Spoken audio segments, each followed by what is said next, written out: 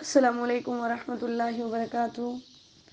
اعوذ باللہ من الشیطان الرجیم، بسم اللہ الرحمن الرحیم۔ رب اشرح لی صدری ویسر لی امری واحلل عقدۃ من لسانی یفقہوا قولی۔ سورۃ الانفال مدنیہ۔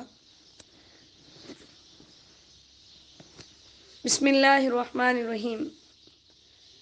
یسألونک عن الانفال، وہ آپ سے مال غنیمت کے بارے میں پوچھتے ہیں۔ انفال زائد چیز کو کہتے ہیں، جیسے سورہ بنی اسرائیل میں اللہ تعالیٰ نے فرمایا وَمِنَ اللَّيْلِ فَتَہَجَّدْ بِهِ نَافِلَةً لَكَ، آپ رات کو تہجد پڑھیے، وہ آپ کے لیے ایک زائد چیز ہے، نوافل ہو جائیں گے۔ ٹھیک ہے۔ مال غنیمت اس مال کو کہتے ہیں جو لڑائی کے بعد حاصل ہوتے ہیں، دشمن کے ساتھ لڑائی ہوئی، لڑائی کے بعد جو مال حاصل ہوتا ہے اسے مال غنیمت کہتے ہیں، اور لڑائی کے بغیر جو دشمن کا مال حاصل ہوتا ہے اسے مال فے کہتے ہیں۔ قُلِ الْأَنْفَالُ لِلَّهِ وَالرَّسُولِ، اب یہ آیات تب نازل ہوئیں، زمانے جاہلیت کے اندر یہ معمول تھا کہ جنگ کے اندر جو شخص بھی مال لوٹتا وہ اسی کا ہی ہو جاتا تھا، لیکن اسلام کے اندر 2 ہجری میں جو سب سے عظیم کارنامہ غزوہ بدر پیش آیا، تو اس کے موقع پر جو ہے کچھ لوگ جو تھے وہ دشمن کا مقابلہ کر کے ان کو شکست دے رہے تھے، کچھ نے نبی صلی اللہ علیہ وسلم کو گھیرے میں لیا ہوا تھا کہ دشمن آپ تک نہ پہنچ سکے، اور کچھ جو تھے انہوں نے اس مال کو اکٹھا کیا۔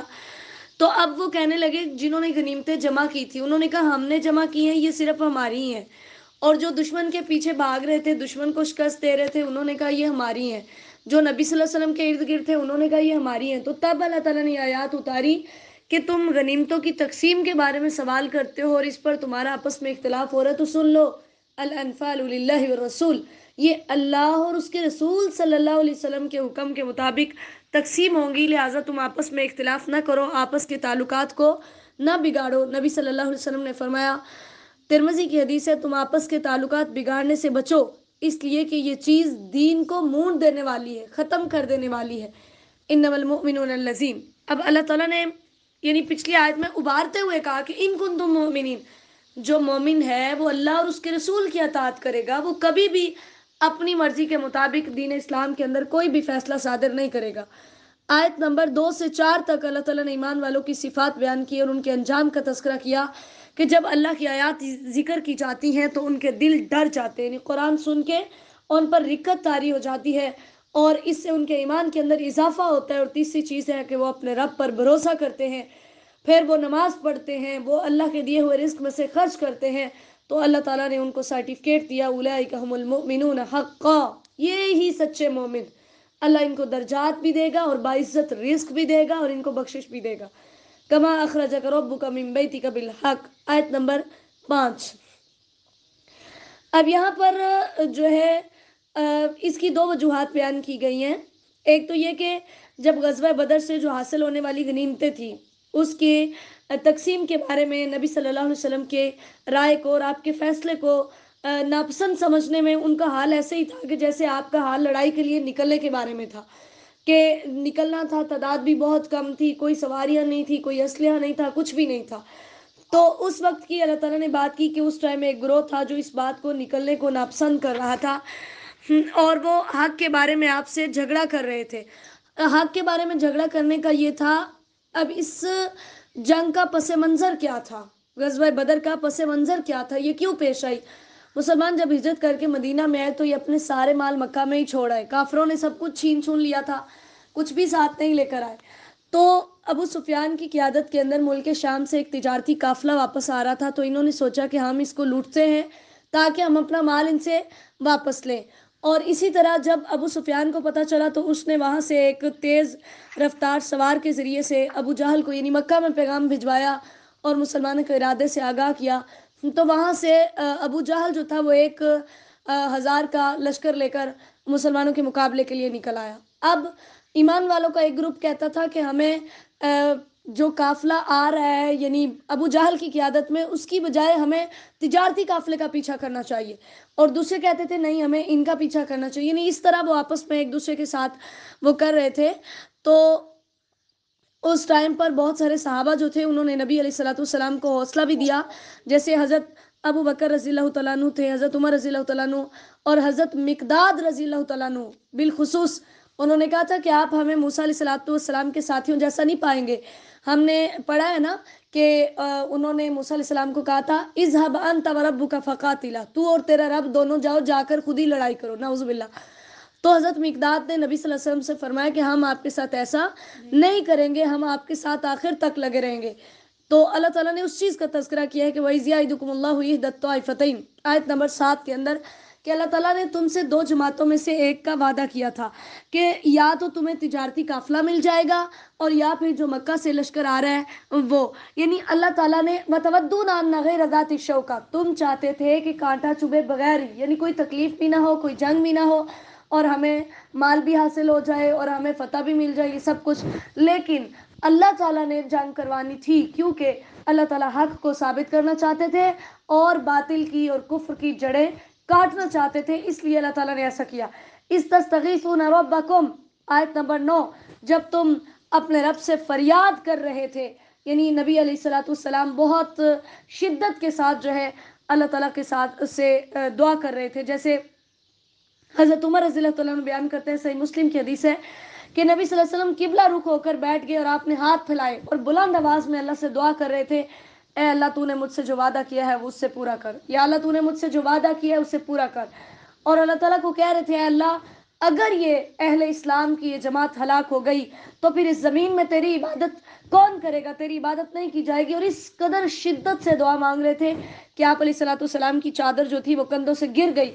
تو ابو بکر رضی اللہ تعالیٰ عنہ آپ کے پاس آئے، آپ کی چادر پکڑی اور اسے آپ کے کندھوں پر ڈالا اور پھر پیچھے سے آپ کے ساتھ چمٹے اور کہا اے اللہ کے نبی، آپ کا اپنے رب کو قسم دینا آپ کے لیے کافی ہے کیونکہ یقیناً وہ آپ سے کیا ہوا وعدہ پورا کرے گا. تو اس ٹائم پر اللہ تعالیٰ نے آیت اتاری کہ استستغیثون ربکم، جب تم اپنے رب سے فریاد کر رہے تھے تو اس نے تمہاری دعا کو قبول کیا اور اس نے تمہیں کہا کہ آگے پیچھے آنے والے 1000 فرشتوں کے ساتھ میں تمہاری مدد کروں گا.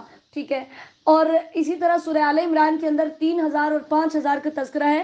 تو مفسرین کہتے ہیں کہ صرف 1000 فرشتے ہی اترے تھے، باقیوں کی ضرورت ہی نہیں پڑی تھی. اور جیسے اس جنگ میں جو کہ فرشتے آئے تھے، اس وجہ سے اس جنگ میں جو شامل ہونے والے لوگ تھے وہ بھی سب سے افضل تھے. صحیح بخاری کی حدیث ہے، نبی صلی اللہ علیہ وسلم نے بدر کے دن فرمایا یہ جبرائیل ہیں، اپنے گھوڑے کی لگام کو پکڑے ہوئے ہیں اور لڑائی کے ہتھیار پہنے ہوئے. یعنی اس طرح سے صحابہ کرام جو ہے وہ کر رہے تھے. وما جعلہ اللہ، آیت نمبر 10 کے اندر اللہ تعالیٰ نے فرمایا کہ یہ ساری چیزیں اس لیے، یہ فرشتے اس لیے بھیجے کہ تم خوش ہو جاؤ اور تمہارے دلوں کو اطمینان مل جائے. ومن نصر الا من عند اللہ، اور یہ بات تمہیں کلیئر ہو جائے کہ فتح افرادی قوت کی بنا پر نہیں ملتی. جیسے کفار 1000 تھے، مسلمان 313 تھے، اللہ نے فرمایا مدد آتی ہے تو اللہ کی طرف سے آتی ہے. اذ یغشیکم النعاس، آیت نمبر 11. یعنی جنگ بدر کے اندر فرشتوں کے علاوہ جو دوسری مدد تھی وہ یہ تھی کہ جس رات جو ہے جس صبح لڑائی ہونی تھی اس رات نبی اللہ تعالیٰ نے مسلمانوں پر اتنی نیند اتاری کر دی تاکہ یہ اچھے سے سو جائے، بالکل فریش ہو کر ایکٹیو ہو کر صبح اٹھے اور پھر اللہ تعالیٰ کے راستے میں لڑائی کر سکے. اسی طرح پھر تیسرا انعام یہ تھا کہ بارش ہوئی تھی، بارش کے ذریعے سے ریت جو تھی وہ زمین پر بیٹھ گئی. پھر اسی طرح دلوں کے اندر جو شیطان وسوسے ڈال رہا تھا وہ بھی دھل جائے اور قدم جو تھے وہ بالکل مضبوط ہو جائے. اذ یوحی ربک الی الملائکہ، آیت نمبر 12. یہ چوتھا انعام تھا کہ اللہ تعالیٰ نے فرشتوں کو کہا کہ میں تمہارے ساتھ ہوں، لہٰذا تم نے ایمان والوں کو خوب ان کو ثابت قدم رکھنا ہے، ان کو جو ہے وہ کسی طرح کی بھی پریشانی نہیں آنے دینی. تو اللہ تعالیٰ نے فرمایا میں ان لوگوں کے دلوں میں رعب ڈال دوں گا. جیسے ہم نے پہلے بھی پڑھا، صحیح بخاری کی حدیث ہے، نبی صلی اللہ علیہ وسلم نے فرمایا مجھے 5 چیزیں ایسی عطا کی گئیں جو مجھ سے پہلے کسی کو نہیں دی گئی.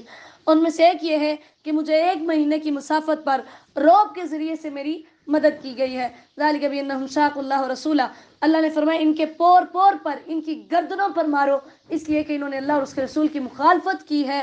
ذالکم فذوقوا، اور پھر ان کو آگ کا عذاب بھی ملے گا. یا ایھا الذین آمنوا اذا لقیتم، آیت نمبر 15 کے اندر اللہ تعالیٰ نے حکم دیا جب تم ان لوگوں سے ملو جنہوں نے کفر کیا. زحفن کا مطلب ہوتا ہے جب بچہ زمین پر گھسٹ رہا ہوتا ہے نا، اسے زحفن کا لفظ اس پر بولا جاتا ہے. اب جو بہت بڑا لشکر ہوتا ہے وہ بھی تو آہستہ آہستہ آگے بڑھ رہا ہوتا ہے نا، کیونکہ بہت اسٹرینتھ ہوتی ہے تو اگلے والے لوگ چلیں گے، پھر اس کے پیچھے، پھر اس کے پیچھے. تو اس لیے جو بڑا لشکر ہوتا ہے اس کے آگے بڑھنے کو زحف کہتے ہیں. تو اللہ تعالیٰ نے فرمایا جب دو لشکروں کا آپس میں مقابلہ ہو جائے تو پھر اس ٹائم تم مت بھاگو، جیسے صحیح حدیث میں بھی ہے کہ صحیح بخاری کی حدیث ہے، نبی صلی اللہ علیہ وسلم نے فرمایا پہلے تو دشمن سے ملنے کی تمنا نہ کرو، اللہ سے عافیت کا سوال کرو، اور اگر دشمن سے مقابلہ ہو جائے تو پھر اس وقت پیٹھ نہ پھیرو۔ وَمَن يُوَلِّهِمْ يَوْمَئِذٍ آیت نمبر 16 کے اندر، اور نبی صلی اللہ علیہ وسلم اللہ تعالیٰ سے یہ دعا بھی کیا کرتے تھے، اللہم انی اعوذ بک من الہم والحزن والعجز والکسل والبخل والجبن، یعنی بزدلی سے پناہ مانگتے تھے کہ کہیں ایسا نہ ہو کہ دشمن سامنے آئے اور میں بزدل ہو جاؤں۔ وَمَن يُوَلِّهِمْ يَوْمَئِذٍ آیت نمبر 16 کے اندر اللہ تعالیٰ نے فرمایا جو میدان جنگ سے پیٹھ پھیرتا ہے، پیٹھ کون پھیرے گا؟ وہی متحرفا لقتال، جو لڑائی سے پینترا بدلنے والا ہوگا، یعنی ایک طرف سے وہ یہ فیل کرائے کہ میں تمہارے ساتھ ہوں، اور دوسری طرف سے وہ دشمن انہی کے اوپر وار کر دے، تو ایسا شخص ہی لڑائی سے منہ پھیرتا ہے، یا پھر وہ کسی جماعت کی طرف پناہ لینا چاہتا ہے۔ اگر کوئی میدان جنگ سے بھاگتا ہے تو اس کا ٹھکانہ جہنم ہے، ٹھیک ہے۔ اور اسی طرح فَلَمْ تَقْتُلُوهُمْ وَلَٰكِنَّ اللَّهَ قَتَلَهُمْ، اب آیت نمبر 17 کے اندر چونکہ جب مسلمانوں کو فتح ملی تو اللہ تعالیٰ نے ساتھ ہی یہ بھی کلیئر کر دیا کہ تم یہ مت سمجھنا کہ ہمارے اندر جوش و جذبہ بہت زیادہ تھا، ہم طاقتور اور جنگجو بہت زیادہ تھے اس لیے فتح ہوئی۔ اللہ نے فرمایا تم نے قتل نہیں کیا، میں نے قتل کیا، اگر میری مدد شامل حال نہ ہوتی تو تم کبھی بھی کامیاب نہیں ہو سکتے تھے۔ اور پھینکنے کا مطلب کیا ہے کہ نبی علیہ السلام جب بہت زیادہ پریشان تھے، اللہ تعالیٰ سے دعا کر رہے تھے، تو جبرائیل علیہ السلام نے فرمایا کہ آپ ایک مٹھی مٹی لیں اور ان کی طرف پھینک دیں۔ نبی صلی اللہ علیہ وسلم نے پھینکی، وہ کافر آنکھیں ہی ملتے رہ گئے اور مسلمانوں نے ان پر حملہ کر دیا اور ان کو قتل کر دیا۔ تو اللہ تعالیٰ نے فرمایا وہ بھی جو آپ نے پھینکی تھی وہ اصل میں اللہ نے پھینکی تھی، ایک مٹھی 1000 کی آنکھوں میں کیسے جا سکتی ہے؟ وہ کس نے پہنچائی؟ اللہ تعالیٰ نے، ٹھیک ہے۔ تو اللہ تعالیٰ نے فرمایا ذالکم ان اللہ موہن کید الکافرین، ان کی آنکھوں میں جو خاک ڈالی تھی ان کے 70 مارے گئے، 70 قید ہو کر آئے، اس لیے کہ اللہ تعالیٰ کافروں کو رسوا کرنا چاہتا ہے، ان کو کمزور کرنا چاہتا ہے۔ ان تستفتیحوا آیت نمبر 19 کے اندر اللہ تعالیٰ نے فرمایا اگر تم فتح مانگو تو تمہارے پاس فتح آ چکی ہے۔ اب ابو جہل جو تھا نا، جس دن یہ بدر کے مقابلے کے لیے جانے لگے تو اس نے اللہ تعالیٰ سے دعا کی تھی کہ یا اللہ ہم میں سے جو شخص رشتوں کو توڑنے والا اور ہمارے سامنے بری بات کو پیش کرنے والا ہے اسے آج صبح ہلاک کر دے۔ تو اس نے جب یہ فیصلہ طلب کیا تو اللہ نے پھر اسے ہی ہلاک کیا اور بتایا کہ غلط تم ہو، رشتے توڑنے والے تم ہو۔ یا ایھا الذین آمنوا اطیعوا اللہ ورسولہ آیت نمبر 20 کے اندر اللہ تعالیٰ نے اب جب پیچھے کفار کو ڈانٹا تو یہاں مسلمانوں کو حکم دیا کہ اب جو مال غنیمت ہے، جیسے جنگ میں تم نے میرے نبی کی بات مانی ہے، اسی طرح مال غنیمت کی تقسیم کے اندر بھی تمہیں نبی علیہ السلام کی بات ماننی ہوگی، اور انہی کی بات کو سن کر تمہیں آگے چلنا ہوگا، ان لوگوں کی طرح نہیں کرنا جو سن تو لیتے ہیں لیکن وہ یوں ہی فیل کراتے ہیں کہ ہم نے سنا نہیں، کیونکہ وہ اللہ کے نزدیک جانوروں سے بھی بدتر ہیں۔ جیسے جانور نہ سن سکتا ہے نہ بول سکتا ہے، اس کو کچھ سمجھ نہیں، صرف جدھر کو آپ اسے ہانکیں اس کو اشارے سے پتا ہے میں نے اس طرف جانا ہے، ایسا آپ نہ ہو جائے۔ وَلَوْ عَلِمَ اللَّهُ فِيهِمْ خَيْرًا لَأَسْمَعَهُمْ آیت نمبر 23 کے اندر اللہ تعالیٰ نے فرمایا اگر ان کے دل میں کوئی حق کو طلب کرنے کی کوئی خواہش ہوتی تو میں ان کو سنا دیتا، چونکہ ان کے اعمال ہی ایسے تھے کہ مجھے پتا تھا اب یہ دین کے راستے پر نہیں چلیں گے۔ آیت نمبر 24 کے اندر اللہ تعالیٰ نے فرمایا استجیبوا للہ ورسول، اللہ اور اس کے رسول کی بات کو قبول کرو جب وہ تمہیں دعوت دے۔ جیسے حضرت ابی بن کعب رضی اللہ تعالیٰ عنہ نماز پڑھ رہے تھے تو نبی صلی اللہ علیہ وسلم نے انہیں بلایا، وہ نماز پوری کر کے آئے تو آپ نے یہ آیت پڑھ کر انہیں فرمایا کہ تو نے اللہ کا یہ فرمان نہیں سنا کہ جب اللہ اور اس کا رسول بلائے تو اس کی بات کو فوراً سنو، فوراً جواب دو؟ تو انہوں نے کہا کہ آئندہ میں اس چیز کو ایسا نہیں کروں گا۔ اسی طرح یہ ترمذی کی حدیث ہے، اور صحیح بخاری کے اندر ابو سعید بن معلیٰ رضی اللہ تعالیٰ عنہ کا نام آتا ہے کہ ان کو نبی صلی اللہ علیہ وسلم نے بلایا تھا۔ واعلموا ان اللہ یحول بین المرء وقلبہ، اللہ تعالیٰ انسان کے دل اور اس کے درمیان حائل ہو جاتا ہے، جیسے حدیث میں آتا ہے کہ دل جو ہے وہ اللہ تعالیٰ کی 2 انگلیوں کے درمیان ہے، وہ جہاں چاہتا ہے اس کو پھیر دیتا ہے۔ اس لیے یعنی حکم دیا کہ تمہیں قطعاً اللہ تعالیٰ کے حکم کے اندر جو ہے نبی علیہ السلام کی بات سننے میں اور اس حکم پر عمل کرنے میں بالکل دیر نہیں کرنی چاہیے۔ واتقوا فتنة آیت نمبر 25 کے اندر اللہ تعالیٰ نے فرمایا اس فتنے سے بچ جاؤ کہ جو تم میں سے خاص کر ظالموں کو ہی صرف نہیں پہنچے گا، بلکہ جیسے ہم نے پڑھا کہ جنہوں نے مچھلیاں پکڑنے والے خود تو نہیں پکڑتے تھے لیکن روکتے بھی نہیں تھے تو اللہ نے ان کو بھی سزا دی۔ اس لیے نبی صلی اللہ علیہ وسلم نے مسند احمد کی حدیث سے آپ نے فرمایا تم ضرور نیکی کا حکم دو گے اور برائی سے روکو گے، یا پھر اللہ تعالیٰ تم پر اپنا عذاب بھیج دے گا، پھر تم اس سے دعا کرو گے تو تمہاری دعائیں قبول نہیں ہوں گی۔ وَاذْكُرُوا إِذْ أَنْتُمْ قَلِيلٌ، آیت نمبر 26 کے اندر اللہ نے پھر وہی مکی زندگی کا تذکرہ کیا کہ تم اتنے تھوڑے تھے، کمزور تھے، اور ایسا لگتا تھا کہ لوگ تمہیں اوپر سے اچک اچک کر کھا جائیں گے۔ اللہ نے کیا کیا؟ فَآوَاكُمْ، تمہیں ٹھکانہ دیا مدینہ کے اندر، وَأَيَّدَكُمْ بِنَصْرِهِ، پھر اپنی مدد کے ساتھ تمہیں مضبوط کیا، پھر تمہیں پاکیزہ چیزوں سے رزق دیا۔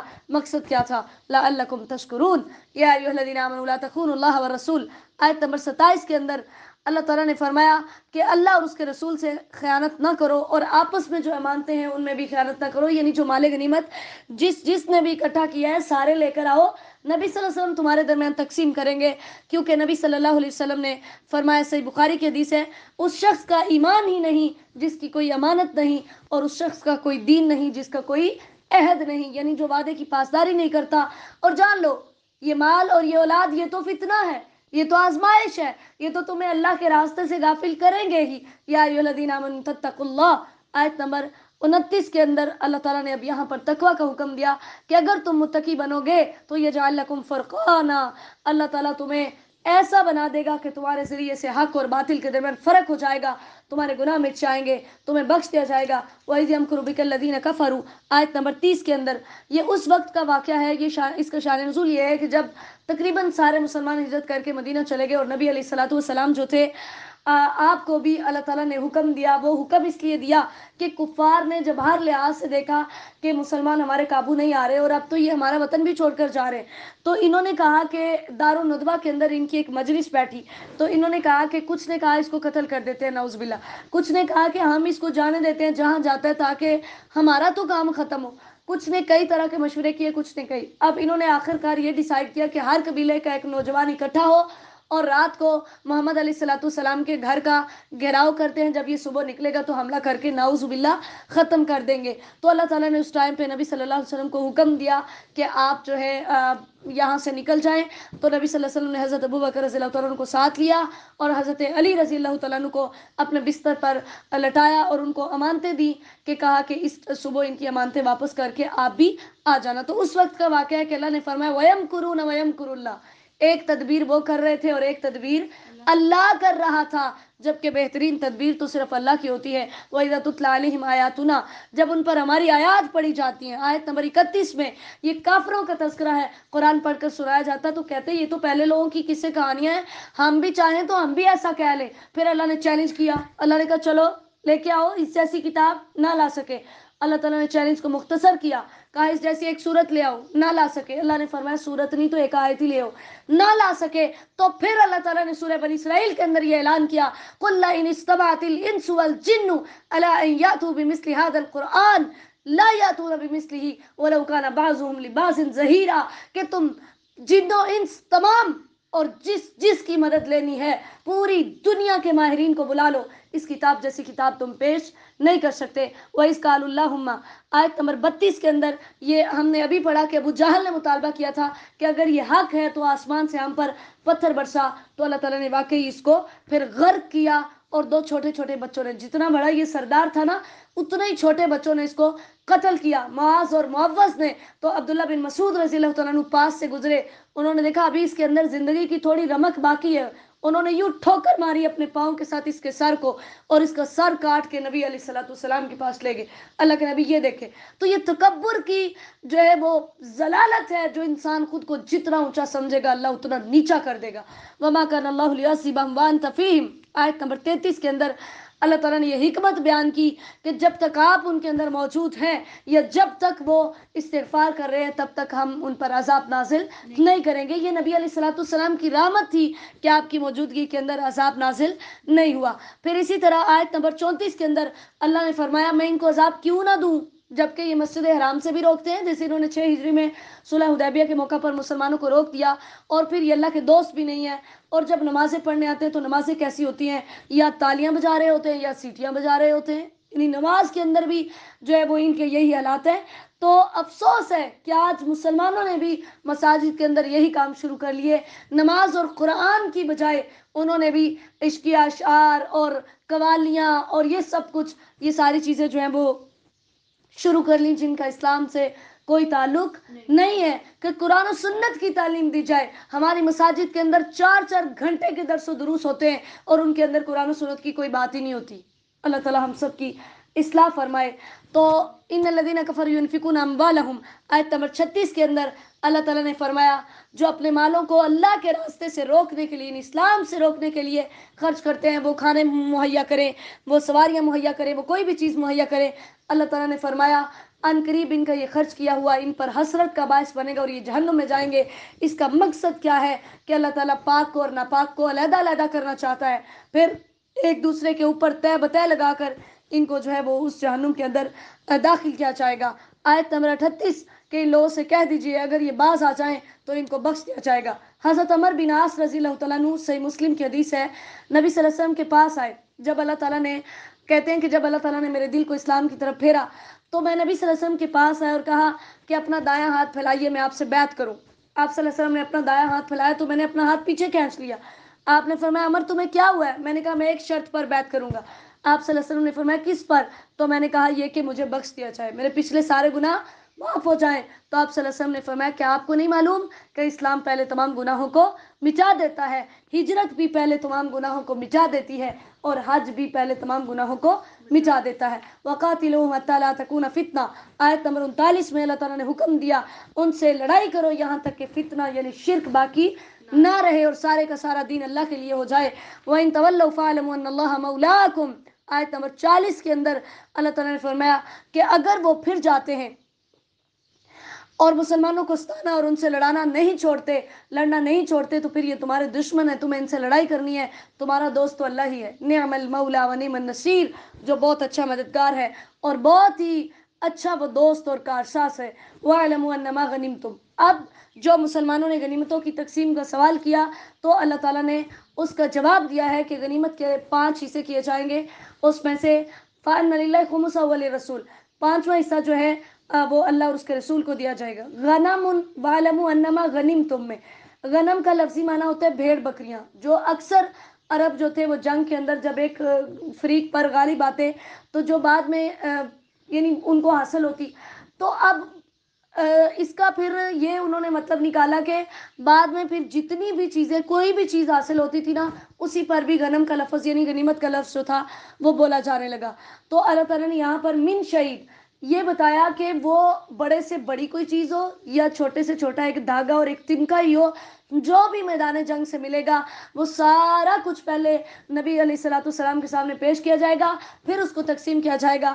پھر اس میں 5واں حصہ اللہ اور اس کے رسول کا، یعنی اللہ کا کے حصے سے مراد کہ وہ جہاد پر ہی خرچ ہو جائے گا اور نبی صلی اللہ علیہ وسلم اپنے خاندان پر خرچ کریں گے.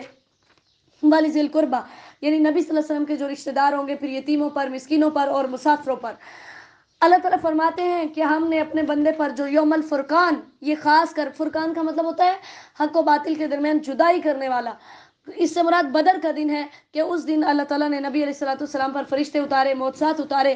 یوم التقى الجمعان، جس دن 2 جماعتیں اتری تھی، پھر اسی کا تذکرہ ہے کہ تم اوپر والے کنارے پر تھے، وہ نیچے والے کنارے پر تھے، سوار پھر ایک طرف تھے، وہ سارا اللہ تعالیٰ نے اسی کا تذکرہ کیا. اس یریکہم اللہ آیت نمبر 43 کے اندر اللہ تعالیٰ نے فرمایا کہ جب اللہ تعالیٰ نے آپ کو آپ کی نیند کے اندر ان کو کم دکھایا، نبی صلی اللہ علیہ وسلم نے اپنی خواب میں کافروں کی تعداد دیکھی کہ جو بہت تھوڑی تھی، اور آپ نے صحابہ کو بتایا جس سے کیا ہوا، انہیں موٹیویشن ملی، ان کے حوصلے بڑھے، حالانکہ وہ تو ان سے 3 ہی سے زیادہ تھے، لیکن اللہ تعالیٰ نے کم اس لیے دکھائے کہ مسلمانوں کے دلوں میں سکون پیدا ہو جائے. تو اسی چیز کا اللہ تعالیٰ نے تذکرہ کیا. اور اسی طرح آیت نمبر 44 میں کافروں کو بھی اللہ تعالیٰ نے مسلمان بہت تھوڑے دکھائے کہ انہوں نے ایک دوسرے سے پوچھا مسلمان کتنے ہیں؟ ایک نے کہا 70 ہیں، تقریباً اتنے ہی ہیں. یعنی دونوں جماعتوں کو ایک دوسرے کو کم کر کے دکھایا تاکہ دونوں کے حوصلے بلند ہو جائیں. اور پھر اس طرح سے لیقضی اللہ امرا کان مفعولا، اللہ تعالیٰ نے پھر اپنے کام کو پورا کیا. آیت نمبر 45 سے 46 اذا لقیتم فئۃ، جب تم کسی جماعت سے ملو تو ثابت قدم ہو کر یعنی ڈٹ کر اللہ کے راستے میں لڑو تاکہ تم کامیاب ہو جاؤ. اللہ اور اس کے رسول کی اطاعت کرو، بزدلی نہ دکھاؤ، ورنہ وتذهب ريحكم واصبروا، تمہاری ہوا چلی جائے گی. یعنی اگر تم بزدل ہو گئے تو لوگوں پر تمہارا خوف نہیں رہے گا وَاصْبِرُوا، صبر کرو، ڈٹ جاؤ، کیونکہ نبی صلی اللہ علیہ وسلم کی ابھی ہم نے حدیث پڑھی کہ جنت تلواروں کے سائے تلے ہے، جب دشمن سے مقابلہ ہو تو ڈٹ جاؤ. وَلَا تَكُونُوا كَالَّذِينَ خَرَجُوا، آیت نمبر 47. اللہ نے فرمایا جو کافر اکڑتے ہوئے اور لوگوں کو دکھاتے ہوئے اپنے گھروں سے نکلے تھے ان کی طرح تم نہ ہو جاؤ، کیونکہ تمہارا مقصد ریاکاری نہیں ہے، تمہارا مقصد تو اللہ کے دین کو بلند کرنا ہے. وَإِذْ زَيَّنَ لَهُمُ الشَّيْطَانُ أَعْمَالَهُمْ، آیت نمبر 48. اس میں اس بات کا تذکرہ ہے کہ شیطان بدر والے دن سراقہ بن مالک بن جاشم کی شکل کے اندر میدان بدر میں اور کافروں کے بڑے حوصلے بڑھا رہا تھا، لڑو لڑو میں تمہارے ساتھ ہوں. جیسے ہی اس نے دیکھا نا فرشتے آ گئے، جبرائیل علیہ السلام کو دیکھا تو الٹے پاؤں بھاگ گیا.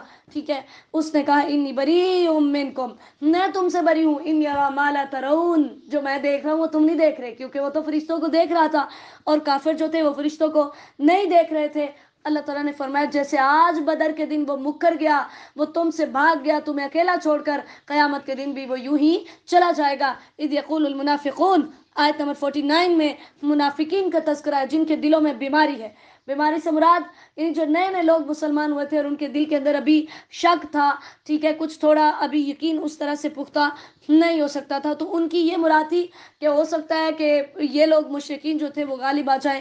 تو اللہ تعالیٰ نے فرمایا وَمَن يَتَوَكَّلْ عَلَى اللَّهِ، جو اللہ پر بھروسہ کرتا ہے. الذین، آیت نمبر 50. اللہ تعالیٰ نے بتایا کہ کافروں کی زندگی کے جب اللہ نے کچھ حالات بیان کیے تو اب موت کے، کہ جب ان کی موت واقع ہوتی ہے تو فرشتے ان کی پیٹھوں اور ان کے چہروں پر مارتے ہیں. جیسے صحیح حدیث میں آتا ہے کہ ان کی جان ایسے نکالی جاتی ہے کہ جیسے کپڑا پھینکا جاتا ہے ایک جھاڑی کے اوپر اور اس کو یوں کھینچا جائے. اسی طرح قرآن پاک کے ایک دوسرے مقام پر اللہ تعالیٰ نے فرمایا اخرجوا انفسکم، فرشتے ان سے کہتے ہیں اپنی جان خود نکالو. اور یہ ان کو بدلہ کیوں ملا؟ بما قدمت ایدیکم، ان کے اپنے کرتوت تھے، اللہ نے ظلم نہیں کیا. اس لیے نبی صلی اللہ علیہ وسلم نے فرمایا، اللہ تعالیٰ فرماتا ہے میرے بندو میں نے اپنے اوپر ظلم کو حرام کر دیا اور اسے تمہارے درمیان بھی حرام کیا ہے، لہٰذا تم ایک دوسرے پر ظلم نہ کرو. میرے بندو یہ تمہارے اپنے ہی اعمال ہیں جن کو میں محفوظ رکھتا ہوں، پھر ان کا تمہیں پورا پورا بدلہ دوں گا. تو جو خیر پائے وہ اللہ کا شکر ادا کرے اور جو اس کے سوا پائے وہ اپنے آپ کو ہی ملامت کرے، یعنی میرا اس میں کوئی وہ ظلم نہیں ہے. کداب آل فرعون، آیت نمبر 52 میں اللہ نے فرمایا جیسے فرعون کی عادت تھی، اس سے جو اس کے ساتھ تھے انہوں نے بھی جب اللہ کی آیات کو جھٹلایا تو اللہ نے تباہ و برباد کر دیا. ذالک بان اللہ، آیت نمبر 53 کے اندر اللہ تعالیٰ نے فرمایا جب تک کوئی قوم اللہ کی دی ہوئی نعمت کو بدلتی نہیں اللہ تعالیٰ اس وقت تک اس کو نہیں بدلتا. اس کا مطلب کیا ہے کہ اللہ تعالیٰ کسی قوم کو جو نعمت عطا کرتا ہے اس سے اسی صورت میں اس بندے کو محروم کرتا ہے جب وہ اپنے عقائد کو، اپنے اعمال کو اور اپنے اخلاق کو بگاڑ لیتا ہے. جب تک اس کے عقائد و اعمال اور اس کے اخلاق درست رہتے ہیں اللہ تعالیٰ اس نعمت کو نہیں چھینتا. یہاں سے پتہ چلا کہ گناہ نعمتوں کو چھیننے کا سبب بنتے ہیں، گناہوں کی وجہ سے نعمتیں چھن جاتی ہیں. کداب آل فرعون، پھر اللہ تعالیٰ نے انہی کا تذکرہ کیا. اللہ نے فرمایا کہ میں نے پھر ان کو ہلاک کیا، ان کو غرق کر دیا. ان شر الدواب، دابہ کہتے ہیں ہر جاندار کو، اس میں انسان بھی شامل ہیں، جانور بھی شامل ہیں. کوئی بھی جو اللہ کے نزدیک جو بدترین مخلوق ہے وہ کون ہے؟ کفارو، جنہوں نے کفر کیا. اور وہ کیسے ہیں؟ جب آپ ان سے کوئی وعدہ کرتے ہیں تو اس وعدے کو توڑ دیتے ہیں. وہم لا یتقون، اللہ سے ڈرتے نہیں. اور یہ ان کے بارے میں نازل ہوئی کہ مدینہ کے اندر جب نبی صلی اللہ علیہ وسلم آئے تو میثاق مدینہ کے نام سے ایک معاہدہ ہوا جس کے اندر یہودی قبیلوں سے معاہدہ تھا، لیکن انہوں نے مسلسل ان وعدوں کو توڑا تو اللہ تعالیٰ نے ان کو پھر مدینہ سے نکالنے کا حکم دے دیا. فَإِمَّا تَسْقَفَنَّهُمْ فِي الْحَرْبِ، آیت نمبر 57 کے اندر اللہ تعالیٰ نے فرمایا اگر آپ ان کو لڑائی میں ایسا پائیں کہ وہ آپ کی مخالفت کر رہے ہیں، وہ آپ کے سامنے ہیں، تو پھر کیا کریں؟ فَشَرِّدْ بِهِمْ، تشرید کا مطلب ہوتا ہے خوف پیدا کر کے پھر بھگدڑ مچا کر کسی کو بھگا دینا، ان کو منتشر کرنا. تو جب یہودی قبیلوں نے ایسا کیا تو نبی صلی اللہ علیہ وسلم نے ان کے ساتھ بھی پھر ان کو یہی سلوک کیا. وَإِمَّا تَخَافَنَّ مِنْ قَوْمٍ، آیت نمبر 58 اللہ نے فرمایا پہلے نمبر پر تو مسلمانوں کو وعدہ توڑنے کی اجازت نہیں ہے کیونکہ یہ منافق کی نشانی ہے، اور دوسرے نمبر پر اگر آپ کا مقابل جو ہے وہ وعدے کو توڑ رہا ہے تو فَمْبِذْ إِلَيْهِمْ عَلَىٰ سَوَاءٍ، پھر آپ کو بھی امانتیں نبھانے کی کوئی ضرورت نہیں ہے، پھر آپ بھی کیا کریں؟ وعدہ توڑ دیں. ان اللہ لا يحب الخائنین، اللہ تعالیٰ خیانت کرنے والوں کو بالکل بھی پسند نہیں کرتا. ولا يحسبن الذين كفروا سبقوا، آیت نمبر 59. اب وہ کافر جو بچ گئے تھے بدر کے دن اللہ نے ان کو بلایا، اللہ نے کہا یہ نہ سمجھنا کہ تم بچ گئے اور تم ہمیشہ رہو گے، نہیں، ابھی بڑے جو ہے مواقع باقی ہیں، تمہیں بھی ابھی پیسنا ہے ہم نے. وَأَعِدُّوا لَهُم مَا اسْتَطَعْتُمْ، آیت نمبر 60 کے اندر اللہ تعالیٰ نے فرمایا جتنی طاقت ہے، مالی جسمانی جیسی بھی، اتنی کافروں کے لیے تیاریاں کرو. وَمِن رِبَاطِ الْخَيْلِ، گھوڑوں کو باندھ کر، مراد یہ ہے اسلحہ، سواریاں، ہر چیز جو ہے وہ تیار کرو. جیسے صحیح مسلم کی حدیث ہے، نبی صلی اللہ علیہ وسلم نے فرمایا الا ان القوة الرمی، اصل قوت تو تیر پھینکنے میں ہے. رمی ہر اس چیز کو کہا جاتا ہے کہ جو دور سے پھینکی جاتی ہے. وہ تمام اسلحے، وہ تمام چیزیں جو دور سے پھینکی جائیں ان کو رمی کہا جائے گا. اور اللہ تعالیٰ نے پھر ہر طرح سے حکم دیا تیاری کرنے کا. اللہ تعالیٰ نے فرمایا جو چیز بھی میرے راستے میں خرچ کرو گے اس کا پورا پورا بدلہ تمہیں ملے گا، کیونکہ یہ دین اسلام ہے، اللہ نے اس کو غالب کر کے رہنا ہے. تو اللہ یہ دیکھتا ہے کہ تمہارا کیا حصہ ہے اس کے اندر. نبی صلی اللہ علیہ وسلم نے فرمایا یہ دین ہمیشہ قائم رہے گا. مسلمانوں کی ایک جماعت قیامت قائم ہونے تک اس کی خاطر لڑتی رہے گی. صحیح مسلم کی حدیث ہے. اللہ تعالیٰ ہمیں ان لوگوں میں شامل فرمائے. وَإِن جَنَحُوا لِلسَّلْمِ، اللہ تعالیٰ نے آیت نمبر 61 میں فرمایا کہ اگر جنگی تیاری جب آپ نے کر لی ہے، جہاد کے لیے فل آپ تیار ہو گئے ہیں، تو دشمن صلح کی طرف مائل ہونا چاہ رہا ہے، تو اللہ نے فرمایا فَجْنَحْ لَهَا، آپ بھی صلح کی طرف مائل ہو جائیں.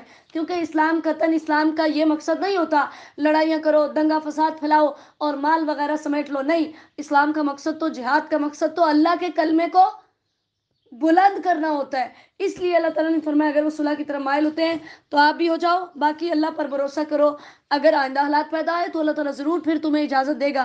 وَيُرِيدُ أَن يَخْدَعُوكَ، آیت نمبر 62 اور 63 اللہ تعالیٰ نے جو بھروسے کا حکم دیا، اللہ تعالیٰ نے فرمایا کہ اگر اس کے بعد وہ آپ کے ساتھ دھوکہ کرنا چاہتے ہیں تو فَإِنَّ حَسْبَكَ اللَّهُ، اللہ آپ کو کافی ہے، وہ اپنی مدد کے ساتھ آپ کو مضبوط کرے گا. وَأَلَّفَ بَيْنَ قُلُوبِهِمْ، اور اللہ نے ان کے دلوں کے درمیان الفت ڈال دی. یہاں پر آپ دیکھیں اوس اور خزرج ہزاروں سال ان کی آپس میں لڑائیاں چلتی تھی اور وہ کبھی ان کی لڑائیاں ختم نہیں ہوتی تھی. اسلام جب آیا تو اللہ نے ان کو بھائی بھائی بنا دیا کہ پھر وہ تڑپتے تھے. اپنے سگے کافر باپ کی تو گردن کاٹتے تھے، لیکن اپنے مسلمان بھائی کو ایک کانٹا چبھنا بھی وہ برداشت نہیں کرتے تھے. یہ اسلام کی نعمت تھی جس کی وجہ سے اللہ نے ان کو ایسا کیا. تو اللہ تعالیٰ نے نبی صلی اللہ علیہ وسلم کو مخاطب کیا، یہ محبت میں نے ان کے دلوں میں ڈالی. آپ تو پوری زمین کے خزانے بھی خرچ کر دیتے تو ان کے دلوں میں محبت ڈالنے والے نہیں تھے. اس سے پتہ چلا کہ ہدایت دینا کسی انسان کے اختیار میں نہیں ہے، اللہ ہدایت دیتا ہے. یا ایھا النبی حسبک اللہ، آیت نمبر 64 اللہ تعالیٰ نے فرمایا نبی صلی اللہ علیہ وسلم اللہ آپ کو کافی ہے، یعنی کہیں بھی آپ کو پریشان نہیں ہونا، آپ کو بھی اور جو ایمان والے آپ کی بات مانیں گے ان کو بھی. آیت نمبر 65 میں حرض المؤمنین علی القتال، تحریض کا مطلب ہوتا ہے خوب رغبت دلا کر کسی کو ابھارنا. تو اللہ تعالیٰ نے تقریباً قرآن پاک میں اہل علم کہتے ہیں تقریباً 7 پاروں کے برابر بنتا ہے جتنی دفعہ اللہ تعالیٰ نے قرآن میں جہاد کا حکم دیا. یہاں پر یہ حکم تھا کہ جو 20 ہیں وہ 200 پر غالب آئیں گے، یعنی 200 سے لڑائی کریں گے. چونکہ شروع میں مسلمانوں کی تعداد بہت کم تھی، اس وجہ سے یہ مشکل بھی تھی. پھر اللہ تعالیٰ نے اگلی آیت میں آیت نمبر 66 کے اندر اللہ تعالیٰ نے اس حکم کے اندر تخفیف کر دی اور یہ کر دیا کہ اب ایک بندے نے صرف 2 بندوں کو، پہلے 20 کو اب 2 بندوں کو قتل کرنا ہوگا. 2 بندوں کی ذمہ داری اس پر پڑتی ہے. اس لیے اب تمہارے لیے یہ لازم ہو گیا کہ تم میدان جنگ میں ثابت قدم رہو اور وہاں سے بھاگو نہیں. واللہ مع الصابرین، کیونکہ جو ڈٹ جائے گا، جو صبر کرے گا، اللہ اس کے ساتھ ہے. ما کان لنبی، آیت نمبر 67. اب یہ ہوا کہ بدر کے جو قیدی آئے تھے ان کے بارے میں نبی صلی اللہ علیہ وسلم نے صحابہ کرام سے مشورہ کیا. حضرت ابو بکر رضی اللہ عنہ نے فرمایا اللہ کے نبی ہمارے اپنے ہی ہیں تو ہم ان سے فدیہ لے کر ان کو چھوڑ دیتے ہیں، کہ مسلمانوں کو اس ٹائم پہ مال کی بھی بہت ضرورت تھی. حضرت عمر سے پوچھا تو انہوں نے کہا نہیں، ان کو قتل کرنا چاہیے، اور کہا جو جس کا رشتہ دار ہے اس کو دیں، وہ اپنے رشتہ دار کی گردن اتارے. تو نبی علیہ الصلوۃ والسلام نے حضرت ابو بکر رضی اللہ عنہ کے فیصلے کو قبول کیا. تو اللہ تعالیٰ کو یہ بات اچھی نہیں لگی تو اللہ تعالیٰ نے یہ آیت اتاری. اب حضرت عمر رضی اللہ عنہ کہتے ہیں کہ میں آیا اگلے دن تو میں نے دیکھا نبی صلی اللہ علیہ وسلم اور حضرت ابو بکر رضی اللہ عنہ دونوں رو رہے ہیں. میں نے کہا مجھے بھی بتائیے آپ کیوں رو رہے ہیں، میں بھی آپ کے ساتھ رہوں. یہ محبت کا تقاضا تھا نا، میں بھی آپ کے ساتھ رہوں، اگر رو نہیں سکتا تو رونے والا منہ ہی بنا لوں. تو نبی صلی اللہ علیہ وسلم نے فرمایا میں اس فیصلے کے مشورے کی وجہ سے رو رہا ہوں جو تمہارے ساتھیوں نے مجھے دیا تھا، کہ اللہ تعالیٰ نے اس کو جو ہے وہ ناپسند کیا ہے. ٹھیک ہے، صحیح مسلم کی حدیث ہے. تو تب یہ آیت اتری تھی کہ اللہ نے فرمایا کہ آپ کو ایسا نہیں کرنا چاہیے تھا، ان کو قتل کرتے تاکہ آئندہ جو کافر تھے ان کی عقل ٹھکانے آ جاتی. لولا کتاب من اللہ سبق، آیت نمبر 68 اللہ نے فرمایا کئی باتیں ایسی ہیں جو اللہ کی طرف سے لکھی ہوئی ہیں، یعنی اگر تمہارے لیے غنیمت حلال نہ کی ہوتی یا اس طرح کی چیزیں نہ ہوتی تو تمہیں بہت دردناک عذاب پہنچتا، لہٰذا اللہ نے جو تمہارے لیے غنیمتیں حلال کی ہیں تم ان کو کھاؤ۔ یا ایھا النبی قل لمن فی ایدیکم من الاسری، آیت نمبر 70 کے اندر اللہ تعالیٰ نے فرمایا جو تمہارے پاس قیدی ہیں اگر تم ان کے دلوں کے اندر کوئی بھلائی چاہتے ہو تو ان کو کچھ دے دو۔ حضرت عباس رضی اللہ تعالیٰ عنہ فرماتے ہیں، مسند اسحاق کی یہ روایت ہے، وہ کہتے ہیں کہ اللہ کی قسم یہ آیت میرے بارے میں اتری جب میں نبی صلی اللہ علیہ وسلم کو اسلام لانے کے بعد آپ کے پاس گیا اور آپ سے درخواست کی کہ مجھ سے جو 20 اوقیہ بدر کے اندر فدیہ لیا گیا تھا اس کے بدلے مجھے کچھ دیں، تو نبی صلی اللہ علیہ وسلم نے مجھے 20 غلام دیے جو سب میرے مال میں میرے لیے تجارت کر رہے ہیں، اس کے ساتھ میں اللہ تعالیٰ سے مغفرت کی امید بھی کرتا ہوں۔ وَإِن يُرِيدُوا خِيَانَتَكَ، اگر وہ آپ سے خیانت کا ارادہ کرتے ہیں تو انہوں نے اس سے پہلے بھی خیانت کی تھی، اللہ تعالیٰ آپ کو ہی مضبوط کرے گا۔ پھر اللہ تعالیٰ نے آیت نمبر 72 سے اللہ تعالیٰ نے فرمایا کہ نبی صلی اللہ علیہ وسلم کے زمانے میں 4 طرح کے لوگ تھے۔ پہلے تو وہ لوگ تھے جنہوں نے سب سے پہلے ہجرت کی، دوسرے وہ تھے جو مدینہ کے انصار تھے، تیسرے وہ مومن تھے جنہوں نے ہجرت نہیں کی تھی، اور چوتھے وہ تھے جنہوں نے صلح حدیبیہ کے بعد ہجرت کی تھی۔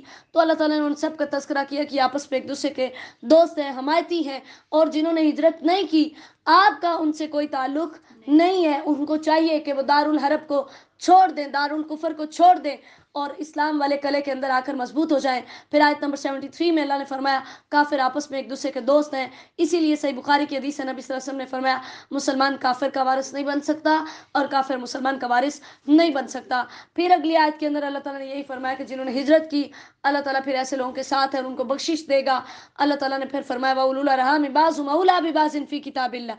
اب جب مسلمان ہجرت کر کے مدینہ گئے تو انصار نے اپنی ہر چیز کے اندر حتیٰ کہ اپنی وراثت میں بھی ان کو شریک ٹھہرایا، تو اس پر اللہ تعالیٰ نے حکم دیا کہ وراثت کے اندر یہ آپ کے شریک نہیں ہوں گے، وراثت صرف انہی کو ہی ملے گی جو خونی رشتے ہیں۔ سورۃ التوبہ مدنیہ، سورہ توبہ جو ہے یہ پوری کی پوری مدنی ہے اور فتح مکہ کے بعد 9 ہجری کے اندر یہ نازل ہوئی تھی۔ یہ قرآن کی پہلی 7 بڑی صورتوں میں سے ہے۔ نبی صلی اللہ علیہ وسلم نے فرمایا، مسند احمد کی حدیث ہے، جس نے قرآن مجید کی پہلی 7 صورتیں حاصل کر لی وہ بہت بڑا عالم بن گیا۔ الحمدللہ آپ بھی اس علم کو سیکھنے جا رہے ہیں۔ براءۃ من اللہ و رسول، سورہ توبہ کے شروع کے اندر بسم اللہ نہیں ہے، اس کی کئی وجوہات ہیں۔ ایک تو یہ کہ تقریباً اس میں وہی احکامات چلتے آ رہے ہیں جو سورہ انفال میں تھے، تو کہتے ہیں کہ یہ دونوں ایک ہی صورت ہیں، اس لیے اس کے درمیان بسم اللہ نہیں ہے۔ دوسرے نمبر پر بسم اللہ چونکہ برکت کے لیے آتی ہے، اس صورت کے اندر کافروں کے اوپر بہت زیادہ سختی کرنے کا حکم ہے، تو اس وجہ سے جو ہے نا وہ اس کے شروع میں بسم اللہ نہیں لکھی گئی تاکہ بالکل بھی کہیں پر رحم وغیرہ نہ آئے۔ براءۃ من اللہ و رسول، اللہ اور اس کے رسول کی طرف سے اعلان برات ہے کہ اللہ اور اس کے رسول کا مشرکین اور کافروں سے کوئی تعلق نہیں ہے۔ 9 ہجری کے اندر حضرت ابو بکر رضی اللہ تعالیٰ عنہ کو جب حج فرض ہوا تو نبی صلی اللہ علیہ وسلم نے حج کا امیر بنا کر جو ہے وہ بھیجا، اور وہاں پر ان کو حکم دیا کہ آپ یہ اعلان کر دیں کہ آئندہ کوئی مشرک ننگا ہو کر خانہ کعبہ کا طواف نہیں کرے گا، اور آئندہ کوئی مشرک مسجد حرام کے اندر داخل نہیں ہو سکے گا، اور بے حیائی کی جتنی بھی رسمیں ہیں ان سب کو ختم کر دیا جائے گا۔ فسیحوا فی الارض اربعۃ اشہر، آیت نمبر 2، یعنی 4 مہینوں کے لیے ان کو مہلت دی تھی۔ یہ بھی اللہ تعالیٰ کا ایک کرم تھا کہ ان کو مہلت دی تھی۔ اس مہلت کا مقصد یہ تھا کہ خوب سوچ سمجھ لے، یا تو مسلمان ہو جائیں یا پھر مسلمانوں کی سرزمین سے نکل کر کہیں اور چلے جائیں۔ اور ان 4 مہینوں کی ابتدا 10 ذو الحجہ سے ہوئی تھی اور اس کا اختتام جو ہے وہ 10 ربیع الثانی کو ہوا تھا۔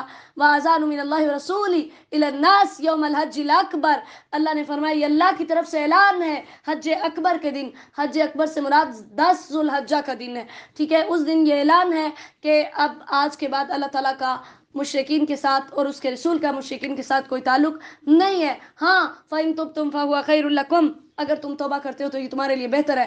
إِلَّا الَّذِينَ عَاهَدتُّم مِّنَ الْمُشْرِكِينَ، اب حضرت ابو بکر رضی اللہ تعالیٰ عنہ نے لوگوں کو بھیجا اور مختلف جگہوں پر جا کے لوگوں نے یہ اعلان کیا، تو اسی طرح اللہ تعالیٰ نے آیت نمبر 4 کے اندر فرمایا کہ کچھ وہ مشرکین جن سے تمہارا معاہدہ ہوا ہے تو ان سے آپ نے لڑائی نہیں کرنی، کیونکہ اللہ نے 4 مہینے کی مہلت دی تھی نا، تو جن سے آپ کا معاہدہ ابھی 6 مہینے باقی رہتے ہیں یا 10 مہینے باقی رہتے ہیں تو وہ معاہدہ پورا ہونے تک آپ ان کے ساتھ کوئی چھیڑ چھاڑ نہیں کریں گے۔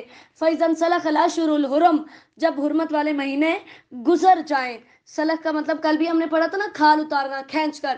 اللہ نے فرمایا جب گزر جائیں تو جہاں بھی تم مشرکین کو پاؤ ان کو قتل کر دو، ان کو پکڑ لو، ان کو قید کر دو اور گھات لگا کر ان کے لیے بیٹھ جاؤ. کل مرصد، مرصد کا مطلب، گھات کا مطلب یہ ہوتا ہے کہ وہ راستہ یا وہ جگہ جہاں سے دشمن کے گزرنے کی امید ہو اور جہاں سے اس پر حملہ کر کے اس کا کام تمام کرنا ممکن ہو. تو اللہ تعالیٰ نے فرمایا ہاں اگر وہ توبہ کر لیتے ہیں، نماز پڑھ لیتے ہیں، زکوٰۃ دینے لگ جاتے ہیں تو فخلوا سبیلہم، پھر ان کا راستہ چھوڑ دو. جیسے ہم نے پہلے بھی حدیث پڑھی، نبی صلی اللہ علیہ وسلم نے فرمایا مجھے لوگوں سے تب تک لڑائی کرنے کا حکم دیا گیا ہے جب تک وہ لا الہ الا اللہ کا اقرار نہ کر دیں، نماز پڑھنے لگ جائیں، زکوٰۃ دینے لگ جائیں. اور حضرت ابوبکر رضی اللہ تعالیٰ نے اسی لیے نبی علیہ الصلوۃ والسلام کی وفات کے بعد جن لوگوں نے زکوٰۃ دینے سے انکار کیا ان سے جنگ کی تھی. وَإِنْ أَحَدٌ مِّنَ الْمُشْرِكِينَ، آیت نمبر 6 کے اندر اللہ نے فرمایا لڑائی کے دوران اگر کوئی مشرک تم سے پناہ مانگتا ہے، تمہیں کہتا ہے کہ مجھے اپنی حفاظت میں لے لو، تو اسے پناہ دے دو. جیسے فتح مکہ کے موقع پر حضرت ہانی رضی اللہ تعالیٰ عنہ نے ایک مشرک کو پناہ دی تھی اور نبی صلی اللہ علیہ وسلم کو آ کے بتایا تو آپ نے فرمایا ہم نے بھی اسے پناہ دی جسے تو نے پناہ دی. ٹھیک ہے، اور پناہ دینے کا مقصد کیا تھا؟ اس لیے کہ حتی یسمع کلام اللہ، یہاں تک کہ وہ اللہ کے کلام کو سن لے. ہو سکتا ہے اس کا دل بدل جائے، وہ اسلام قبول کر لے. جیسے سمامہ بن اسال یہ ماما کا گورنر تھا، اس کی مشہور مثال ہے کہ اس کو مسجد کے ستون کے ساتھ باندھا اور اسلام سن کر نبی علیہ السلام کے اخلاق سے متاثر ہو کر اس نے اسلام قبول کر لیا. کیف یکون للمشرکین عہد، آیت نمبر 7 کے اندر اللہ تعالیٰ نے فرمایا اللہ اور اس کے رسول کے نزدیک مشرکین سے کوئی وعدہ کیسے ہو سکتا ہے کہ فَمَسْتَقَامُوا لَكُمْ فَاسْتَقِیمُوا لَهُمْ، اگر یہ وعدے پر پورا رہتے ہیں تو تم بھی پورا رہو، اگر یہ نہیں رہتے تو پھر آپ ان کو چھوڑ دو. کیونکہ خود تو یہ ایسے ہیں کہ وَإِنْ يَظْهَرُوا عَلَيْكُمْ، اگر یہ تم پر غالب آ جائے. آیت نمبر 8 کے اندر کہ اگر ان کو کبھی موقع ملے تمہیں نقصان پہنچانے کا تو یہ نہ کسی رشتہ داری کا لحاظ کرتے ہیں نہ ہی کسی وعدے کا لحاظ کرتے ہیں. آپ مسلمانوں تم نے بھی اس کا کوئی لحاظ نہیں کرنا. یہ لحاظ کیوں نہیں کرتے؟ آیت نمبر 9 میں اللہ تعالیٰ نے فرمایا کیونکہ انہوں نے اللہ کی آیات کو دنیا کے بدلے میں بیچ دیا، ان کا مقصد اللہ کے راستے سے روکنا ہے. اور فَإِنْ تَابُوا وَأَقَامُوا الصَّلَاةَ، پھر وہی بات کہ اگر نماز پڑھ لیتے ہیں، زکوٰۃ دیتے ہیں تو یہ دین کے اندر تمہارے بھائی ہیں. یہاں سے پتہ چلا کہ اسلام میں داخل ہونے کے بعد جو سب سے پہلی ذمہ داری ہمارے اوپر عائد ہوتی ہے وہ نماز قائم کرنا ہے. وَإِنْ نَكَثُوا أَيْمَانَهُم مِّن بَعْدِ عَهْدِهِمْ، آیت نمبر 12 کے اندر اللہ نے فرمایا اگر یہ اپنے وعدوں کو توڑتے ہیں، دین اسلام کے اندر تان لگاتے ہیں، اس میں طرح طرح کی باتیں کرتے ہیں، فَقَاتِلُوا أَئِمَّةَ الْكُفْرِ، تو کفر کے اماموں سے، کفر کے سرداروں سے پھر تم لڑائی کرو.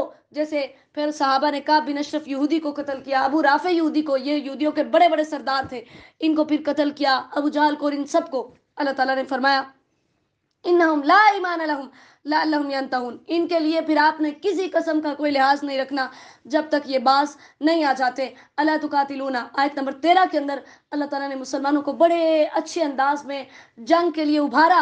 اللہ نے فرمایا تم ان سے جنگ کیوں نہیں کرتے جبکہ انہوں نے تم سے اپنے وعدے بھی توڑے، تمہارے رسول کو بھی نکالا اور پھر انہوں نے خود ابتدا کی. بدر کے اندر یہ خود لڑنے کے لیے آئے تھے نا.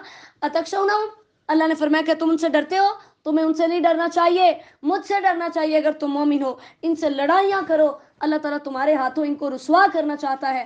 اور وَيُذْهِبْ غَيْظَ قُلُوبِهِمْ وَيَتُوبُ اللَّهُ عَلَىٰ مَن يَشَاءُ، یعنی اللہ تعالیٰ چاہتا ہے کہ ان کے دلوں کے غصے کو دور کر دے، تمہارے دلوں کو شفا دے دے. ام حسبتم ان تترکوا، تم کیا سمجھتے ہو؟ آیت نمبر 16 میں اللہ نے فرمایا تم سمجھتے ہو کہ تمہیں ایسے ہی چھوڑ دیا جائے گا، حالانکہ اللہ نے تم میں سے ابھی جہاد کرنے والوں کو معلوم نہیں کیا. اللہ کو تو پہلے ہی پتا تھا. مراد یہ تھا کہ ابھی تمہاری آزمائش نہیں ہوئی، کیونکہ ہم نے پہلے بھی دوسرے پارے میں بھی پڑھا کہ تم سے پہلے لوگوں کے جسموں کو لوہے کی کنگھیوں کے ساتھ چھیلا گیا لیکن انہوں نے اپنے اسلام کا انکار نہیں کیا. وَلَمْ يَتَّخِذُوا مِن دُونِ اللَّهِ، اللہ تعالیٰ نے فرمایا وہ ایمان والوں کے علاوہ اور اللہ کے علاوہ اور اس کے رسول کے علاوہ کسی کو دلی دوست نہیں بناتے. ولیج کا مطلب ہوتا ہے داخل ہونا، یعنی ایسی دوستی جو دل کے اندر داخل ہو جاتی ہے. واللہ خبیر بما تعملون، اللہ تمہارے اعمال کو جاننے والا ہے. آیت نمبر 17 ما کان للمشرکین، وہی اسی اعلان کی بات ہو رہی ہے جو 9 ہجری کے اندر اللہ تعالیٰ نے حضرت ابوبکر رضی اللہ عنہ کی زبانی کرایا کہ آج کے بعد کوئی مشرک خانہ کعبہ کا طواف نہیں کرے گا، کیونکہ یہ جو تم خانہ کعبہ کے متولی بنے ہوئے ہو اور خود کو بڑا سمجھتے ہو، یہ جان لو کہ مسجدوں کو آباد کرنا مشرکین کا کام نہیں ہے. ٹھیک ہے، کیونکہ مشرکین جو ہے جب طواف کرتے ہوتے یہ کہتے تھے لبیک لا شریک لک، اور پھر آگے کہتے ہیں الا شریکا ہوا لک، مگر وہ تیرا شریک ہے جو تو نے بنایا ہوا ہے، تملک ہوا ما ملک، یعنی جس کا تو مالک ہے اور وہ خود مالک نہیں ہے۔ اس طرح انہوں نے خانہ کعبہ میں 360 بت بنائے ہوئے تھے اور اس طرح کی ساری باتیں، تو نبی صلی اللہ علیہ وسلم نے اس کو حرام قرار دے دیا۔ انما یامر مساجد اللہ، آیت نمبر 18 کے اندر اللہ نے فرمایا مسجدوں کو تعمیر کرنے والے کون ہیں؟ خصوصی طور پر 4 چیزیں ان میں پائی جاتی ہیں۔ نمبر 1، اللہ اور قیامت کے دن پر ایمان لاتے ہیں۔ نمبر 2، ایمان کی جو انہوں نے قبول کیا اس کی ظاہری طور پر شہادت دینے کے لیے نماز قائم کرتے ہیں۔ نمبر 3، زکوٰۃ ادا کرتے ہیں۔ نمبر 4، اللہ کے علاوہ کسی اور سے ڈرتے نہیں ہیں، جبکہ مشرکین کے اندر ان میں سے ایک بھی صفت نہیں پائی جاتی، اس لیے وہ اس بات کا حق نہیں رکھتے کہ وہ خانہ کعبہ کی تعمیر کریں، کیونکہ نبی صلی اللہ علیہ وسلم نے فرمایا من بنا للہ مسجدا، جو اللہ کے لیے مسجد بناتا ہے اللہ اس کے لیے جنت میں ایک گھر بنا دیتے ہیں۔ اور یہ صحیح بخاری کی حدیث ہے، اور صحیح مسلم کی حدیث کے مطابق اللہ کے نزدیک ساری جگہوں میں سے سب سے پسندیدہ جگہ مسجد اور ساری جگہوں میں سے سب سے ناپسندیدہ جگہ جو ہے وہ بازار ہے۔ اجعلتم سقایۃ الحاج، آیت نمبر 19 کے اندر اللہ نے مشرکین کو بتایا کہ تم کیا سمجھتے ہو کہ ایک وہ جو ایمان سے عاری ہو کر خانہ کعبہ میں حاجیوں کو پانی پلاتے ہیں، اور ایک وہ جو اللہ سے ڈرتے ہیں، آخرت کے دن سے ڈرتے ہیں، اللہ کے راستے میں جہاد کرتے ہیں، یہ دونوں برابر ہیں؟ صرف خانہ کعبہ کی حفاظت کرنا، خانہ کعبہ کے انتظام و انصرام کرنا نجات کے لیے کافی نہیں ہے، اس کے لیے اللہ پر ایمان لانا ضروری ہے۔ یہاں سے پتہ چلا کہ توحید تمام اعمال کی بنیاد ہے، توحید کے بغیر کوئی بھی عمل قابل قبول نہیں ہے۔ الذین آمنوا وہاجروا وجاہدوا فی سبیل اللہ، اللہ تعالیٰ نے آیت نمبر 20 کے اندر فرمایا کہ جنہوں نے اپنے رشتہ دار، اپنا سب کچھ چھوڑا، اللہ کے راستے میں ہجرت کی، جہاد کیا، اور اعظم درجۃ عند اللہ، اللہ کے نزدیک ان کی بڑی قدر ہے، وہ بڑے کامیاب ہیں، اللہ نے انہیں اپنی رحمتوں کی خوشخبریاں دی، وہ ان میں ہمیشہ رہیں گے۔ یا ایھا الذین آمنوا لا تتخذوا آباءکم، آیت نمبر 23 میں بڑی اہم آیت ہے، اللہ تعالیٰ نے فرمایا اپنے باپوں کو اور اپنے بھائیوں کو دوست نہ بناؤ، ان استحبوا الکفر علی الایمان، یعنی اگر تمہارا سگا باپ بھی، تمہارا سگا بھائی بھی دین اسلام کا دشمن ہے، کافر ہے، تو اس سے دوستیاں کرنے کا، اس سے محبتیں کرنے کا تمہیں کوئی حق نہیں ہے۔ قل ان کان آباؤکم، یہ آیت بہت ڈراوے والی اور بڑی اہم ہے۔ اللہ تعالیٰ نے فرمایا اگر تمہارے باپ، تمہارے بیٹے، تمہارے بھائی، تمہاری بیویاں، تمہارے خاندان، تمہارے مال، تمہاری تجارت اور تمہارے وہ گھر جو تمہیں پسند ہے، یہ ساری چیزوں کی محبت اگر اللہ اور اس کے رسول کی محبت سے زیادہ ہے تو فتربصوا حتی یأتی امری، اللہ کے فیصلے کا انتظار کرو۔ یعنی اللہ کو یہ بات قطعاً ناپسند ہے کہ نبی علیہ السلام نے فرمایا، صحیح بخاری کی حدیث ہے، تم میں سے کوئی اس وقت تک مکمل مومن ہو ہی نہیں سکتا جب تک وہ مجھ سے، اپنے والدین، اپنی اولاد اور سب لوگوں سے بڑھ کر محبت نہ کرے۔ تو آج ہمیں اپنی محبتوں کے لیول کو چیک کرنا ہے کہ کیا میرے دل میں نبی علیہ السلام اور اللہ کی محبت زیادہ ہے یا میرے خاندان کی؟ تو ہمیں روز روشن کی طرح یہ بات ہمارے سامنے آیا ہے۔ آج بیٹی پردہ نہیں کرتی اپنے شوہر کی وجہ سے، اپنی ماں کی محبت کی وجہ سے۔ آج ہماری شادیوں کے اوپر جتنی غلط اور فضول رسومات ہیں صرف برادری کی محبت کی وجہ سے، برادری میں ہماری ناک نہیں رہتی، اور یہ سارا کچھ جتنی بھی فضولیات ہماری زندگیوں کے اندر ہے وہ کیا ہے کہ ہمارے دلوں میں اللہ اور اس کے رسول کی محبت تو ہے ہی نہیں، ہمارے دلوں میں ساری محبت ہے تو وہ کس کی ہے؟ لوگوں کی۔ لقد نصرکم اللہ فی مواطن کثیرہ، اللہ تعالیٰ نے آیت نمبر 25 اور 26 کے اندر اللہ نے فرمایا میں نے بہت جگہوں پر تمہاری مدد کی۔ اور یوم حنین کے دن بھی، یہ مکہ اور طائف کے درمیان ایک وادی ہے، اور 8 فتح مکہ کے بعد جو ہے شوال 8 ہجری کے اندر مسلمانوں کا یہاں پر مقابلہ ہوا تھا۔ یہ پہلی جنگ تھی جس میں مسلمانوں کی تعداد کافروں سے زیادہ تھی، مسلمان 12,000 تھے اور کافر جو تھے وہ 4,000 تھے۔ تو مسلمانوں کو اپنی جو ان کی تعداد تھی اس پر بڑا گمنڈ ہوا کہ ہم زیادہ ہیں، اللہ نے فوراً ہی پکڑ لیا۔ اللہ نے فرمایا بدر میں تمہیں کس نے کامیاب کیا تھا؟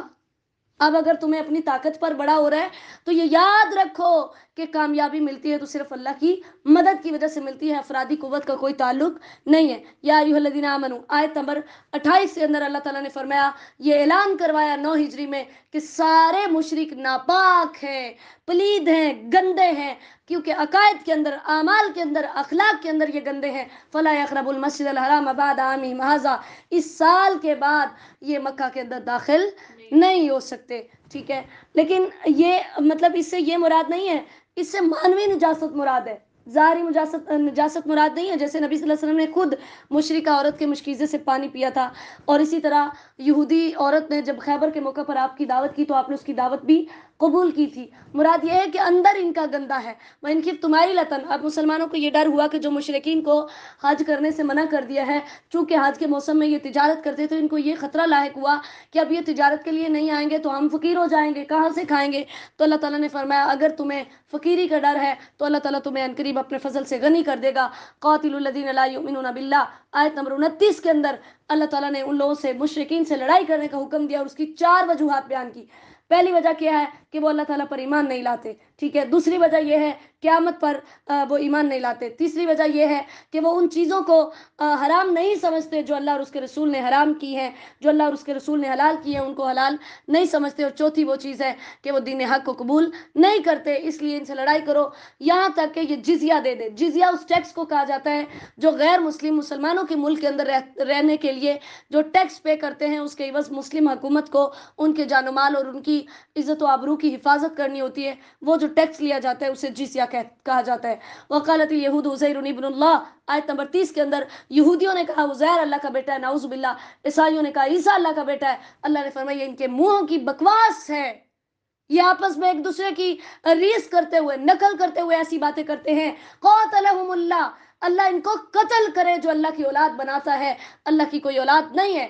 اور انہوں نے ایسی باتیں کیوں کی؟ آیت نمبر 31 میں اللہ نے فرمایا کیونکہ اتخذوا احبارهم ورهبانهم اربابا من دون اللہ، انہوں نے اپنے علماء کو، اپنے درویشوں کو اللہ کے علاوہ رب بنایا تھا. آج ہمارا کیا حال ہے؟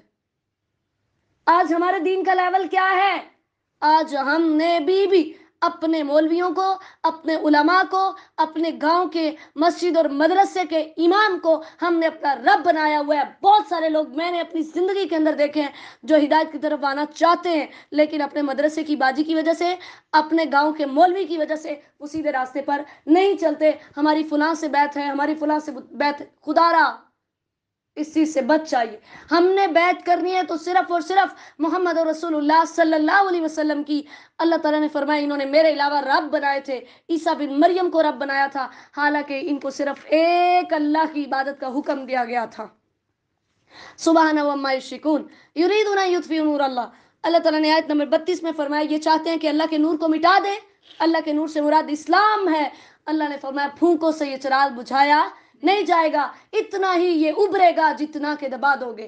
کتنی کوششیں کی انہوں نے لیکن اللہ نے کیا کیا؟ هو الذی ارسل رسولہ بالہدی، آیت نمبر 33 کے اندر اللہ نے فرمایا یہ دین غالب آ کر رہے گا کیونکہ میں نے اپنے نبی کو اس دنیا میں بھیجا ہی اس لیے تھا. جیسے نبی صلی اللہ علیہ وسلم نے فرمایا میرے لیے یہ زمین، اس کے مشرق و مغرب لپیٹ دیے گئے اور میری امت کی حکومت وہاں تک پہنچے گی جو میرے لیے اس میں لپیٹا گیا. جیسے صحیح مسلم کی یہ حدیث ہے، ٹھیک ہے. تو یہ دین اسلام غالب آ کر رہے گا ولو کرہ المشرکون، اگرچہ مشرکوں کو یہ بات اچھی نہ لگے. یا ایھا الذین آمنوا ان کثیرا من الاحبار والرہبان، آیت نمبر 34 اور 35 کے اندر اللہ تعالیٰ نے فرمایا کہ بہت سارے جو علماء اور جو درویش ہوتے ہیں وہ لوگوں کا ناحق مال کھاتے ہیں. اور یہ حقیقت ہے. جو پیٹ پالنے والے مولوی مسجدیں سنبھالی ہوئی ہیں نا اور لوگوں کو غلط دین بتا رہے ہیں، مقصد صرف اپنا پیٹ پالنا ہوتا ہے. جیسے ابھی کل مجھے ایک سوال آیا کہ عورت کی جماعت نہیں ہے نماز تراویح کی، ٹھیک ہے. یہ ایک لمبی ڈیٹیل ہے، حالانکہ صحیح حدیث سے ثابت ہے کہ نبی علیہ الصلوۃ والسلام کے زمانے کے اندر عورت نے جماعت کرائی اور رسول اللہ صلی اللہ علیہ وسلم نے خود اس کو حکم دیا. تو میں نے پوچھا وہ خود بھی تو کراتے ہیں، تو کہتے ہیں کہ روٹی دا مسئلہ ہے. انا للہ و انا الیہ راجعون. میں نے کہا انہیں جا کر میرا پیغام دیجئے کہ اگر اللہ کا حکم آ جائے تو آپ روٹی کے مسئلے کی بات کرتے ہیں، میری کوئی گردن بھی اڑا دے گا نا تو میں تب بھی اس کی بات نہیں مانوں گی. اور آپ نے صرف ایک روٹی کی خاطر اللہ کی آیات کو بدلنا شروع کر دیا. یہی آیت کے مصداق ہیں وہ لوگ جو ایسا دین بچھا رہے ہیں، لوگوں تک پہنچا رہے ہیں. اللہ تعالیٰ نے فرمایا جو سونے اور چاندی کے خزانے بنا کر رکھتے ہیں، اللہ کے راستے میں خرچ نہیں کرتے، ان کے لیے دردناک عذاب ہے. قیامت کے دن ان کا یہی مال آگ کے اندر گرم کیا جائے گا اور اس کے ذریعے سے ان کے پہلوؤں کو، ان کے جسموں کو داغا جائے گا اور وہ دن 50,000 سال کا ہوگا. جیسے ہم نے پہلے بھی پڑھا کہ وہ مال جو ہے گنجا سانپ بن کر اس کے جبڑوں کو چیرے گا اور کہے گا انا کنزک انا مالک. اللہ تعالیٰ فرمائیں گے آج تو اپنے مال کا بدلہ چکھ. ان عدت الشہور عند اللہ 12 شہرا، آیت نمبر 36 کے اندر اللہ تعالیٰ نے فرمایا کہ اللہ تعالیٰ نے جو ہے وہ 12 مہینے بنائے. جب سے زمین و آسمان پیدا کیے تبھی سے 12 مہینے. اور تبھی سے 4 مہینے جو ہے وہ حرمت والے ہیں. ذالک الدین القیم، یہی سیدھا دین ہے. اور ان دنوں کے اندر تم اپنے آپ پر ظلم نہ کرو. یعنی حرمت والے مہینوں کے اندر جنگ و جدال کرنا، لڑائیاں کرنا، ایسا کوئی بھی کام کرنا جو ہے وہ حرام ہے. تمام مشرکوں سے لڑائی کرو جیسے انہوں نے تم سے لڑائی کی، یعنی تم بھی اسی طرح ان سے لڑو. انما النسیء زیادۃ فی الکفر، نسیء کا لفظی معنی ہوتا ہے ایک چیز کو مؤخر کر دینا، پیچھے ہٹا دینا. اب یہ کیا کرتے ہوتے تھے کہ جب انہوں نے کوئی لوٹ مار کرنی ہوتی تھی نا، تو زمانہ جاہلیت کے اندر بھی یہی 4 مہینے حرمت والے مہینے تھے. تو یہ ایسا کرتے تھے کہ اگر کوئی حرمت والا مہینہ ہوتا اور ان کی لڑائی کا ٹائم آ جاتا، یہ انہوں نے لڑائی کرنی ہوتی، تو یہ اس مہینے کو حلال کر کے لڑائی کر لیتے، تو اس کے بدلے میں کسی اور مہینے کو حرمت والا بنا دیتے. اللہ نے فرمایا یہ خالہ جی کا واڑا نہیں ہے، یہ تمہارا اختیار نہیں ہے، یہ زمین و آسمان اللہ نے بنائے ہیں، یہ مہینے اس نے بنائے ہیں. تمہارا اختیار اس میں نہیں ہے کہ تم جس مہینے کو چاہو حرمت والا بنا لو. آج ہم بھی تو ایسا ہی کرتے ہیں نا، جس دن کو چاہا مخصوص کر لیا اور اس کے اندر عبادتیں شروع کر لی، جس دن کو چاہا مخصوص کر لیا اور اس کے اندر نوافل اور روزے شروع کر دیے. دین اسلام وہی ہے جو محمد عربی صلی اللہ علیہ وسلم پر مدینہ اور مکہ میں نازل ہوا. وہ دین مکمل ہو چکا، آج اس کے اندر کسی چیز کی کوئی گنجائش نہیں ہے. تو اللہ تعالیٰ نے ایسے لوگوں سے لڑائی کرنے کا حکم دیا. اللہ نے فرمایا زُشِّنَ لَهُمْ سُوءُ أَعْمَالِهِمْ، یہ ایسے کام اس لیے کر رہے ہیں کہ ان کے برے اعمال ان کے لیے خوبصورت بنا دیے گئے، گمراہیوں میں اتنے بھٹک رہے ہیں کہ ان کو سمجھ ہی نہیں آ رہی. واللہ لا يهدي القوم الكافرین، اللہ کافروں کی قوم کو ہدایت نہیں دیتا. اللہ تعالیٰ سے دعا ہے وہ ہمیں صحیح دین اسلام پر چلنے کی توفیق عطا فرمائے. اللہ تعالیٰ ہمیں دنیا و آخرت میں نمایاں کامیابی نصیب فرمائے، ہم پر اپنی رحمتوں کا نزول فرمائے. اللہ تعالیٰ ہمارا خاتمہ بالایمان فرمائے اور ہمیں صراط مستقیم پر چلائے. اللہم صلی وسلم علی نبینا محمد صلی اللہ علیہ وسلم. السلام علیکم ورحمۃ اللہ وبرکاتہ.